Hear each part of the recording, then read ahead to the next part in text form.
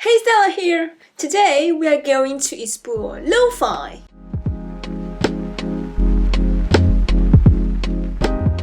Lo-fi is characterized by the inclusion of elements normally viewed as undesirable and imperfect in professional production contexts. Lo-fi is the opposite of hi-fi and is a term related to the fidelity of the recording and production process instead of an actual genre. Lo-fi is commonly heard in indie rock, folk music, hip-hop, punk rock, jazz, etc.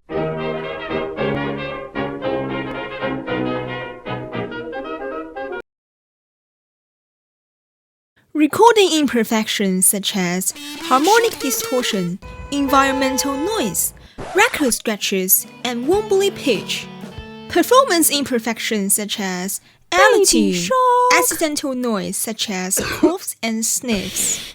Overall, a raw, unpolished, thinner, and cheaper sound that correlates with DIY culture and home recording. Okay, class finished. You can go home and start your Christmas holiday.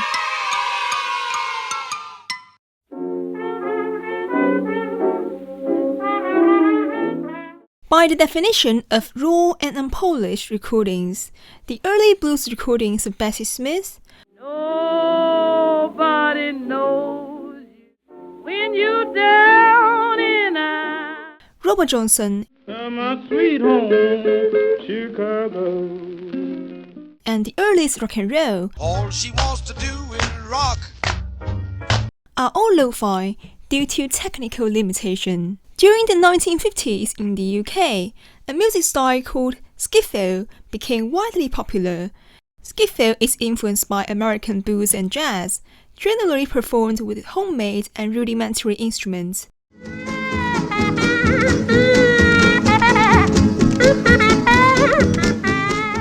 In 1956, then 16-year-old John Lennon formed a skiffle band called the Quarrymen, later joined by Paul McCartney and George Harrison. In spite of all the danger. And that is the prehistory of the Beatles. Skiffle is a homegrown DIY lo-fi music with similar spirits to the later punk rock. Some 1960s garage rock adopted a raw, minimal, and basic approach that also fits the lo-fi moniker.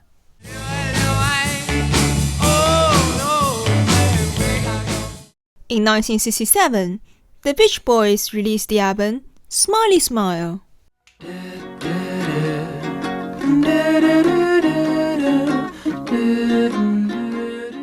The majority of which was recorded at Brian Wilson's home studio using radio broadcasting equipment, a detuned piano, and improvised percussion instrumentation. Smiley Smile basically invented the kind of lo-fi bedroom pop that would later propel Sabado, Animal Collective, and the other characters. And the Velvet Underground's uncompromising raucous experimentation.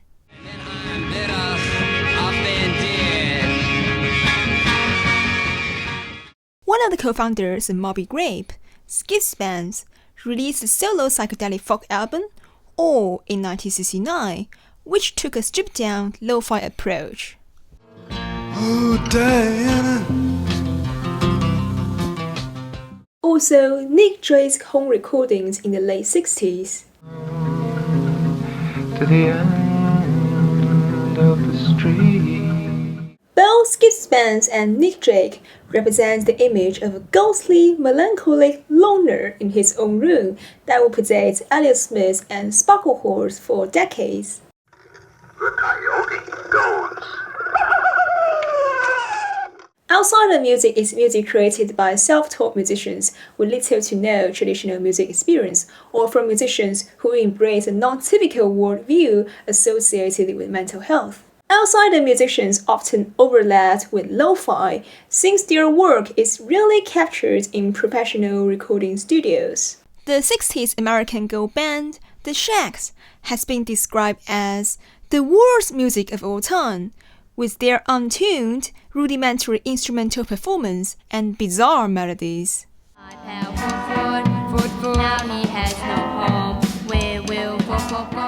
Yet Frank Zappa claimed the Shags are better than the Beatles, and Kurt Cobain listed their album Philosophy of the World as his personal favorite. You can never be anybody in this world.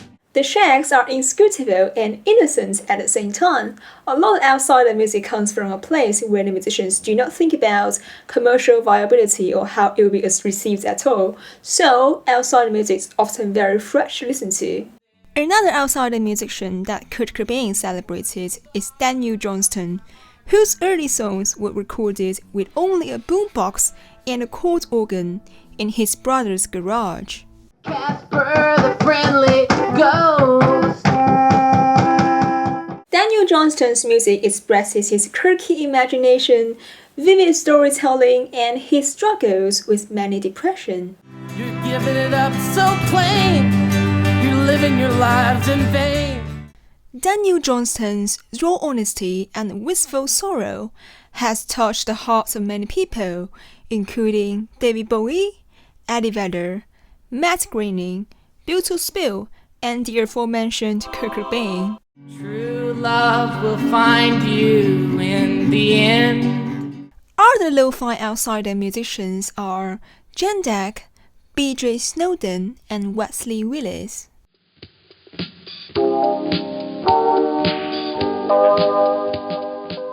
In 1968, Stevie Moore, a 16-year-old American, received a 4-track reel-to-reel tape deck and began recording as a one-man band in his parents' basement.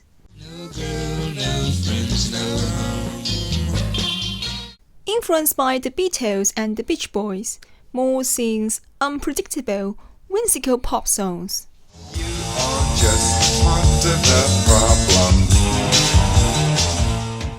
Stevie Moore is often named as the godfather of home recordings and has self-released more than 300 albums. The common features lo-fi culture, such as homemade DIY, self-release, and cassette underground, and being quirky and experimental, are best represented by Moore.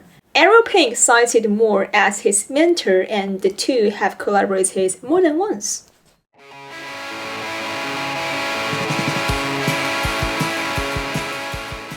Many early punk, post-punk, and hardcore records sound raw, unpolished, and kind of lo-fi, either due to budget limitations or a kind of deliberate aesthetic choice, or both.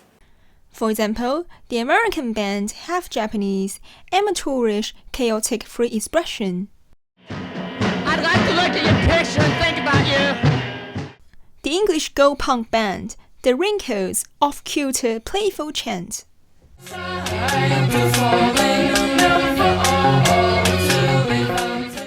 And the icy, minimalist, anti-rock approach of the English post-punk band Young Marble Giants.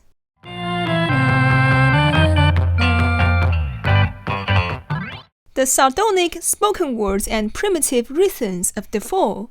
You're too smart for here, said I'll see the manager. The mix of jangle pop and psychedelia of The Soft Boys.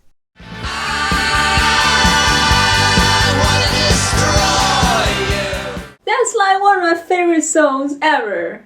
Also, the early hardcore bands such as Black Flag, Bad Brains, and Haskell's album Zen Arcade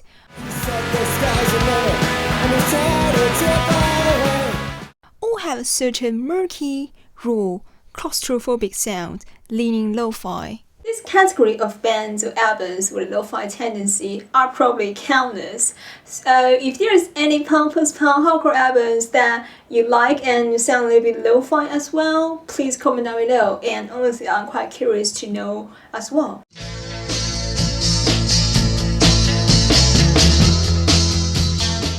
Punk subculture and its DIY ethic inspire many people to start their own bands. But for those shy, introverted kids who are more sad than angry, more socially anxious than assertive, they instead opted for creating their own lo-fi, simple guitar pop songs at their bedrooms. Personally, I really enjoy the band's television personalities' dry English humor. 'Cause I know where Sid Barrett lives. Formed in 1980, Cleaner from Venus is a project of musician Martin Newell, who insisted on distributing his music through mailing self-produced cassettes. Cleaner from Venus featured 60s psychedelic pop and a distinctive homemade lo-fi touch that is similar to lullaby pop today. It's been like this since you left town. Dark night salvation. Other early UK lo-fi indie pop bands are Marine Girls, The Pastels, The Vaselines, and numerous bands from the label Sarah Records.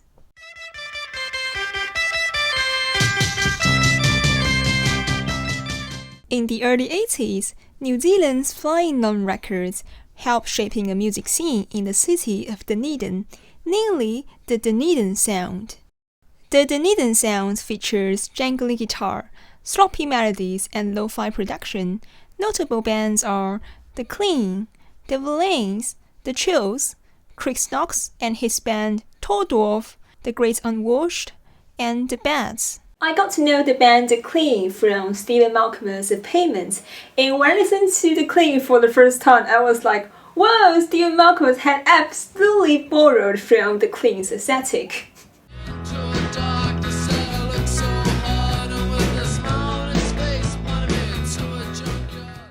An influential figure in lo-fi indie rock is Chris Knox, who considered that the technical limitation of home recording is a strength and opportunity to exploit, rather than a weakness to hide.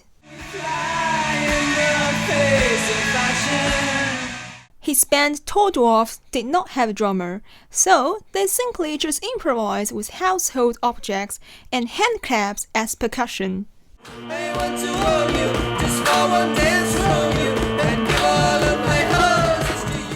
Tall Dwarf has some of the catchiest and most intelligent songwriting ever conceived. Acoustic, outside the poetry punk, mixed with a studio as instrument artfulness. What more could you want?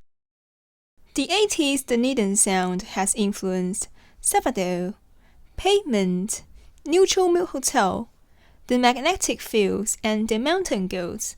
The Dunedin sound directly paves the way for the 90s American lo-fi indie rock.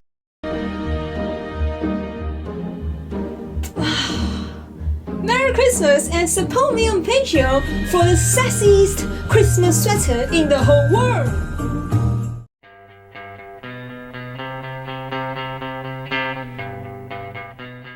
Formed in 1982 by Calvin Johnson in Olympia, Washington, K Records was influential in promoting cassette culture, lo-fi music, and DIY indie rock back in the day. Calvin Johnson also has his own band called Beats Happening, who sing twee pop with extremely simple chords and unrefined production that you could hear the hiss background noise very clearly. We'll come back for Indian summer, then go our separate ways. The motto of K Records is exploding teenage undergrounds into passionate revolt against the corporate ogre since 1982. K Records and Beats Happening celebrates the teenage spirits on a metaphysical level. It's just the things you do. You make it true. God's Kurt Cobain had only one tattoo, which is the K Record logo, on his left arm as a reminder to stay a child. Other lo-fi indie bands from K Records are Mechanormal, Early Modest Mouse, the Halo Benders, and the Microphones.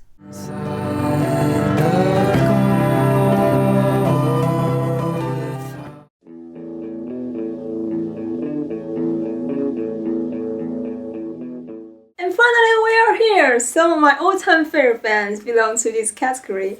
Lo-fi indie rock reached its peak in the 90s, both commercially and artistically. In 1986, Lou Barlow, the bassist of Dinosaur Jr., started to record his own songs to a 4-track cassette recorded at home, and that was how the lo-fi indie rock band Sabado started. People want to know what Lou Barlow's done, what Lou Barlow's doing. You tell us. Lou Barlow is playing in his band Sabado. On my way to temporary dream. J. Mascis of Dunedin Jr. was unhappy that Lou Barlow put a lot of his attention to Sabado, and then kicked him out of Dunedin Jr. in 1989. Did you get kicked out or did you? Oh, I got kicked out. You got kicked out. I got kicked out. They didn't really kick me out. They quit. They sort of stopped the band. They're like, well, we're breaking up the band, and then they reformed it, conveniently like a week later, or a day later, or 2 hours later. Grumpy and frustrated, Lou Barlow later wrote a song attacking J. Mascis. The two are good and on peaceful terms now.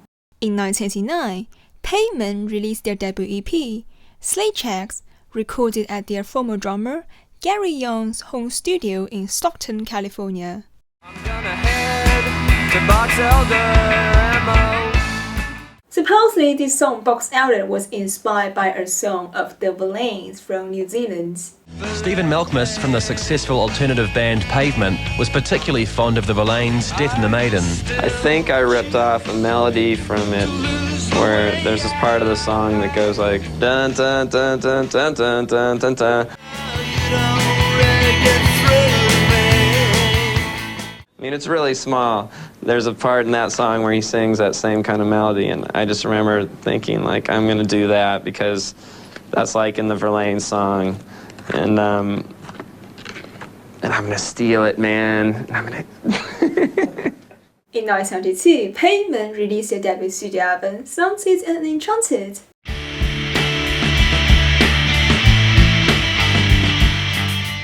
I will never forget the 19-year-old summer when I listened to Pavement for the very first time with the song Summer Day. Breezy, serene melodies, effortless, cool, laid-back vocal. I was on a lazy summer vacation with nothing to do, so I guess I just better go to the beach and be a beach bum and looking at the sun.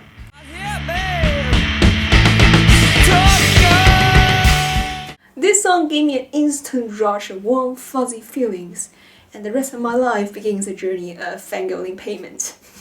You think it's easy, but you're wrong.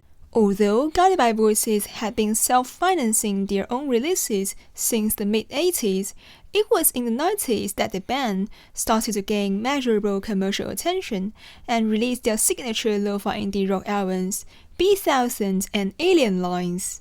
Both albums were recorded by home studio devices, and supposedly the total cost of Alien Lines was only $10 plus their beer consumption cost.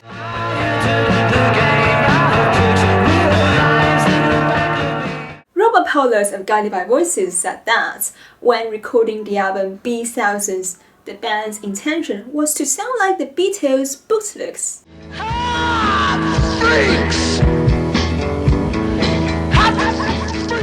Also, the songs were usually completed with minimal takes with no rehearsal beforehand. Guided by Voices tell us sometimes we don't have to be too harsh or perfectionist on ourselves, and that our mistakes and imperfections have beauty of their own. Yours truly is a goddess by this metric. Bands like Pavement's Guided by Voices and Sabado are also labeled as slacker rock because they're sliced out of tune, cool laziness, and taking pride in not caring to achieve perfection. Slacker rock also coincides with the 90s slacker culture, namely, apathetic youngsters who are suspicious of traditional establishment and success. Instead, they are seen and defined as spending their days cynically and sarcastically wasting oxygen. The movie Slacker by Richard Linklater from 1991. I may live badly, but at least I don't have to work to do it. And Clerks by Kevin Smith from 1994 accurately capture the zeitgeist of slacker culture. Kurt Cobain's scruffy hair and shabby shirts were considered as a cool style. Outsider alternative culture became mainstream for once in a lifetime. The 90s lo-fi indie rock and slacker culture were accurately summed up by Beck's song Loser, a song recorded in the kitchen and reached the Billboard Top 10.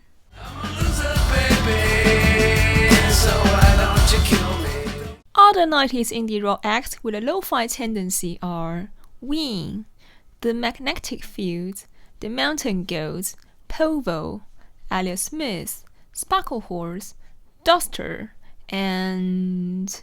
Oh my god! Stella is gonna mention that band again! Run before you can! Archers of Love. If there are other lo-fi bands from the 90s that you like and I didn't mention, please comment down below.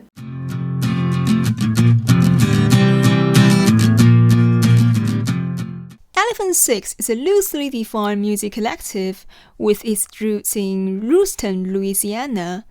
Representative bands are Neutral Milk Hotel, Olivia Tremor Control, Apples in Stereo, Beulah, and Of Montreal. Well, technically, Elephant Six group also belongs to the last group of lo-fi indie rock. Elephant Six bands also have distinctive 60s psychedelic pop influence such as the Beach Boys and the Beatles, and also they are more experimental.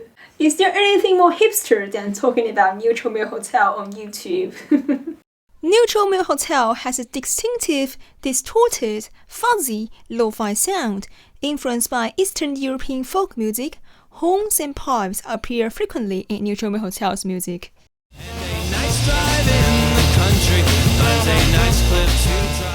In 1988, Neutral Milk Hotel released the album In the Aeroplane Over the Sea, inspired by Anne Frank's diary during World War II. Personally, I really like the lyrics of this album. I think Jeff Mangan is a very great lyricist. He approaches the profound topics such as war, love, death, existential ponderings with a simple but touching language and imagery. And one day we will die and our ashes will fly from the aeroplane over the sea.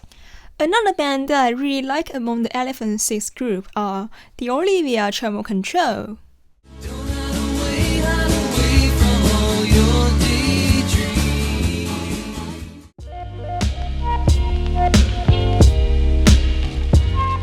If you search lo-fi on YouTube, you'll find thousands of videos titled as Lo-fi hip-hop or lo-fi beats to relax and study with anime thumbnails. They are extremely popular and have millions of views. These songs usually feature a simple, repetitive, sampled beat and are quite chilling.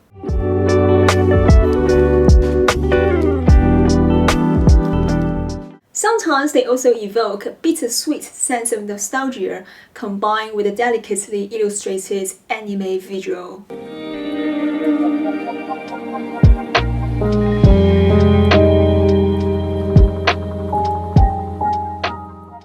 Lo-fi hip-hop has its roots in boom bap. Boom bap refers to the bass and snare drums used to make drum loops. Artists like Nas, Wu-Tang Clan, and A Tribe Called Quest all have incorporated boom bap in their music. Yeah, I left my wallet in El Segundo. Two influential figures in lo-fi hip-hop are American producer Jay Dilla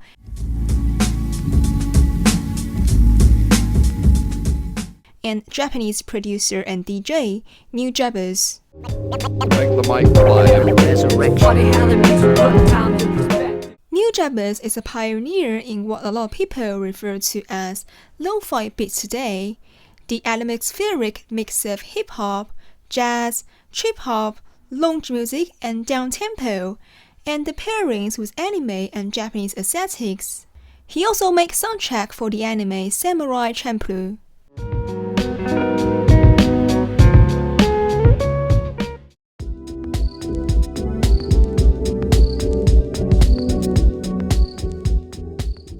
As technology develops and self-recording and releasing music has been easier than ever, lo-fi music nowadays is usually a deliberate aesthetic choice, not out of budget limitation. With digital music being so prevalent nowadays, people have come to crave the warm nostalgia of imperfection and fuzzy, degraded sounds of cassettes and vinyls, rather than the perfectly sleek, clean sound that digital production can achieve. Musicians like Ariel Pink, Mac DeMarco, and Biba Doobie embrace this cultural nostalgia and lo-fi production and have achieved success and popularity with it. Much of the appeal of lo-fi is that it feels closer and more intimate. Also, personally, I'm not really a big fan of any kind of thresholds in terms of art creation, and I think that everyone's voice deserves to be heard.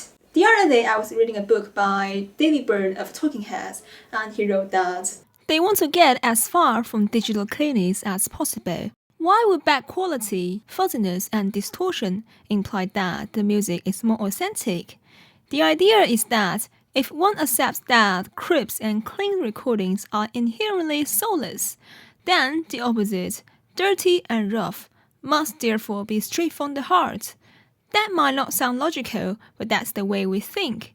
It's all part of the recurring belief that conflates new technologies with being inauthentic, bad, even fake bad. In this way of thinking means good. Nowadays, people call out Stevie Moore as the progenitor of bedroom pop. However, Moore despised the idea. He said, "Hilarious to me. I guess because of my age, because of my bitter struggle to make a living and get some notoriety, I scoff at it." Well, I understand all Stevie Moore's points in this. I also think that there is nothing wrong with that lo-fi has evolved itself into a kind of cute vintage style. Everything we are using now will be a cute vintage item in the future. The hi-fi today will be the lo-fi tomorrow. Okay, so that's about the history of lo-fi, and if you like this video, please give a like button down below, and you also can share your thoughts in the comment section down below as well. And as always, I want to thank my Patreon support. And also, by the way, I recently started a podcast on my Patreon, so if you're interested, you can check it out. Also, you're welcome to join my Discord community. Okay, see you in the next video. Bye bye. I'm really hungry right now. I'm gonna get some chicken wings, and yeah, so I'm gonna end this video in a rush. Sorry. Bye bye.